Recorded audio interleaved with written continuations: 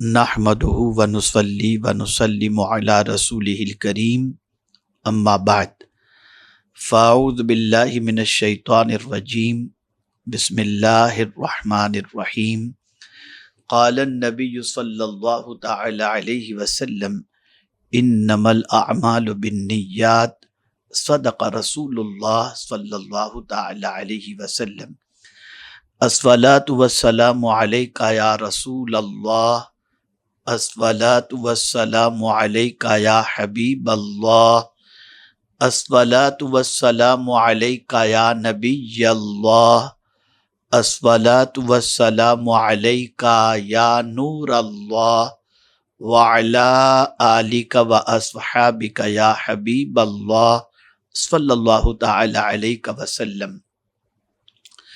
میرے پیارے آقا صلی اللہ تعالی علیہ وسلم کے پیارے دیوانوں، میں کوشش کرتا ہوں کہ بہت ساری ایسی رسمیں، ایسی عادتیں جو ہمارے معاشرے کے اندر لاشعوری طور پر داخل ہونے کے بعد مسلمان اس کا عامل بن چکا ہے اور اس سے ترک سنت لازم آتی ہے، تو میں کوشش کرتا ہوں کہ اس کے سلسلے میں نشاندہی کروں اور ہم سب مل کر آقائے کریم صلی اللہ علیہ وسلم کی سنت مبارکہ کو مضبوطی سے تھامے رکھیں۔ ماہ رمضان المبارک آغاز اس کا ہو رہا ہے۔ سب سے پہلے میں آپ کو بتاؤں کہ نیت، اس کو ذہن میں رکھیں۔ آقائے کریم صلی اللہ علیہ وسلم نے ارشاد فرمایا، عمل کا دار و مدار نیت پر ہے۔ ہم روزے کے لیے بھوکے پیاسے اور عمل زوجیت سے صبح صادق سے لے کر غروب آفتاب تک بچتے تو ہیں، لیکن ہمارا یہ بچنا کس لیے ہوتا ہے، اس کے سلسلے میں بھی ہمیں ذہن میں رکھنا چاہیے۔ اسی لیے فرمایا گیا کہ نیت دل کے عزم و مصمم ارادے کا نام ہے، یعنی عمل کرتے وقت انسان یہ ارادہ کرے کہ میں یہ کام اپنے خالق و مالک کی رضا کے لیے کر رہا ہوں۔ میرے پیارے آقا صلی اللہ تعالی علیہ وسلم کے پیارے دیوانوں، اور روزہ اس کے لیے نیت یہی ہونی چاہیے کہ اللہ کی رضا کے لیے کھانے پینے اور عمل زوجیت سے صبح صادق سے لے کر غروب آفتاب تک میں رک رہا ہوں اور بچ رہا ہوں صرف اللہ اور اللہ عز و جل کی رضا کی خاطر۔ یہ نیت اگر ہم نے کی اور اس نیت کے ساتھ ہم نے روزے کا آغاز کیا تو انشاءاللہ العظیم اس کی برکتیں ہم محسوس کریں گے۔ اب آئیے اسی کے ساتھ ساتھ روزے کی نیت اور پھر اس کے ساتھ سحری کے حوالے سے، ہمارے ہاں یہ معاشرے کے اندر ایسا ہے کہ رات بھر کھاتے پیتے رہتے ہیں۔ آقائے کریم صلی اللہ علیہ وسلم نے سحری کے حوالے سے کتنی فضیلت بیان فرمائی، اگر آپ سنیں گے تو آپ کی عقل دنگ رہ جائے گی، اور انشاءاللہ العظیم کبھی سحری ترک کرنے کی آپ کوشش نہیں کریں گے۔ میرے پیارے آقا صلی اللہ تعالی علیہ وسلم کے پیارے دیوانوں، رسول گرامی وقار صلی اللہ تعالی علیہ وسلم خود سحری تناول فرماتے، اور اس کے سلسلے میں آقائے کریم صلی اللہ علیہ وسلم یہ ارشاد فرماتے کہ یہ بابرکت کھانا سحری کا کھانا ہے۔ حضرت انس رضی اللہ تعالیٰ عنہ سے مروی ہے کہ رسول اعظم صلی اللہ علیہ وسلم نے مجھے سحری کے وقت کھانے کے لیے کچھ لاؤ ایسا ارشاد فرمایا۔ میں نے حضور صلی اللہ علیہ وسلم کی خدمت اقدس میں کھجور اور پانی پیش کیا۔ حضور صلی اللہ علیہ وسلم نے فرمایا، دیکھو کوئی اور ہے جو میرے ساتھ کھانے میں شریک ہو۔ سبحان اللہ۔ یہاں سے ایک بات یہ سمجھ میں آئی کہ آقائے کریم صلی اللہ علیہ وسلم تنہا کھانے کی بجائے سحری میں بھی مل کر کے کھانے کو پسند فرماتے تھے۔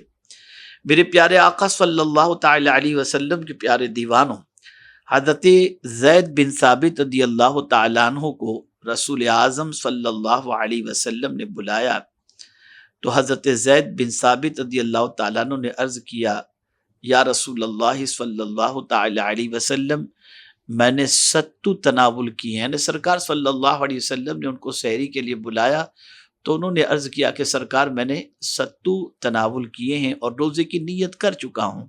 تو حضور صلی اللہ علیہ وسلم نے فرمایا ہم نے بھی تو روزہ رکھنا ہے، تو وہ بھی حضور صلی اللہ علیہ وسلم کے ساتھ سحری میں شریک ہوئے۔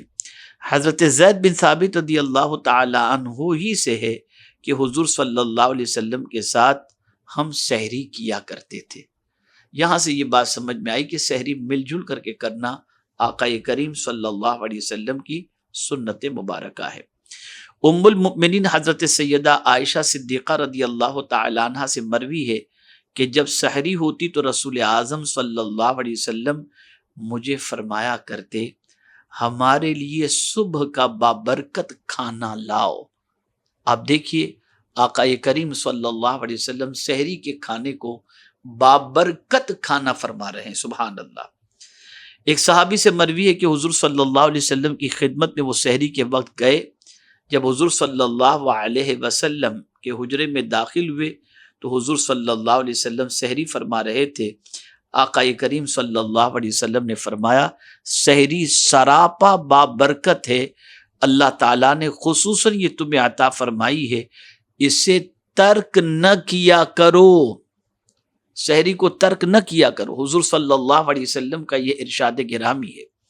میرے پیارے آقا صلی اللہ تعالی علیہ وسلم کے پیارے دیوانوں، اسی طرح سے مسند احمد کی حدیث ہے کہ حضرت ابن ساریہ رضی اللہ تعالیٰ عنہ سے مروی ہے کہ مجھے حضور صلی اللہ علیہ وسلم نے رمضان کی سحری میں شرکت کی دعوت دیتے ہوئے فرمایا آؤ بابرکت کھانے میں شریک ہو جاؤ۔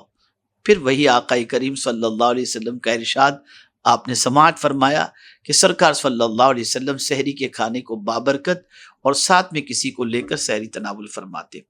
میرے پیارے آقا صلی اللہ تعالی علیہ وسلم کے پیارے دیوانوں، حضور صلی اللہ علیہ وسلم سحری میں کیا تناول فرماتے؟ تو آقا کریم صلی اللہ تعالی علیہ وسلم افطاری کی طرح سحری بھی کھجور ہی سے فرماتے، اور وہ بھی زیادہ نہیں ہوا کرتی تھی بلکہ اکثر فقط 2 کھجوریں اور پانی ہوتا۔ ام المؤمنین حضرت عائشہ صدیقہ رضی اللہ تعالی عنہ کا بیان ہے کہ حضور صلی اللہ علیہ وسلم کی خدمت اقدس کے اندر جو سحری پیش کی جاتی وہ اکثر 2 کھجوروں کی ہوا کرتی۔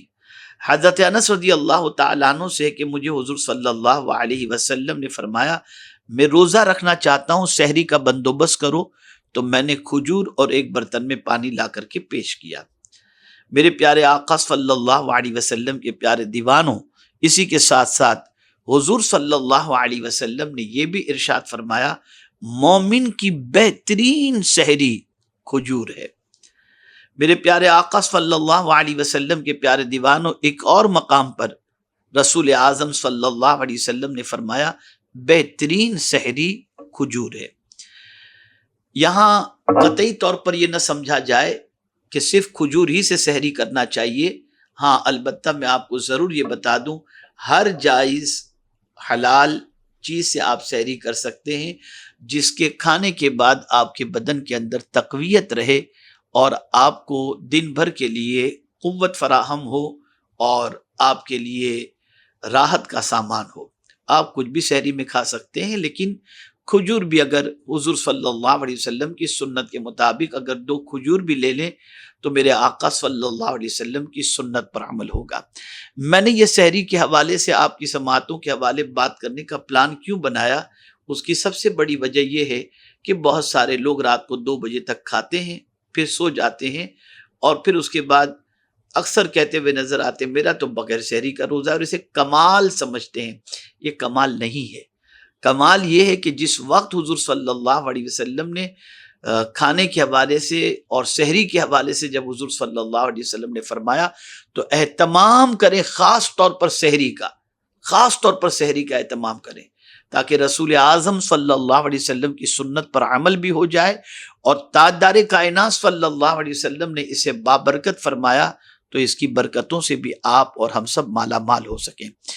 آقا کریم صلی اللہ علیہ وسلم نے فرمایا سحری کرو اگرچہ پانی کے گھونٹ پر ہو، اللہ تعالیٰ اور اس کے فرشتے سحری کرنے والوں پر رحمتیں نازل کرتے ہیں۔ میرے پیارے آقا صلی اللہ تعالی علیہ وسلم کے پیارے دیوانوں، رسول اعظم صلی اللہ تعالی علیہ وسلم نے خاص طور پر اپنی امت میں ان لوگوں کے لیے جو سحری کرتے ہیں دعا فرمائی. آقا کریم صلی اللہ علیہ وسلم نے دعا کی، اے اللہ میری امت کی سحری میں برکت عطا فرما. سبحان اللہ. اور اسی کے ساتھ ساتھ آقا کریم صلی اللہ تعالی علیہ وسلم ارشاد فرماتے ہیں، اللہ اکبر، کہ ہمارے روزے اور اہل کتاب کے روزے کے درمیان سحری تناول کرنے کا فرق ہے کہ اہل کتاب سحری نہیں کرتے اور ہم سحری کرتے ہیں.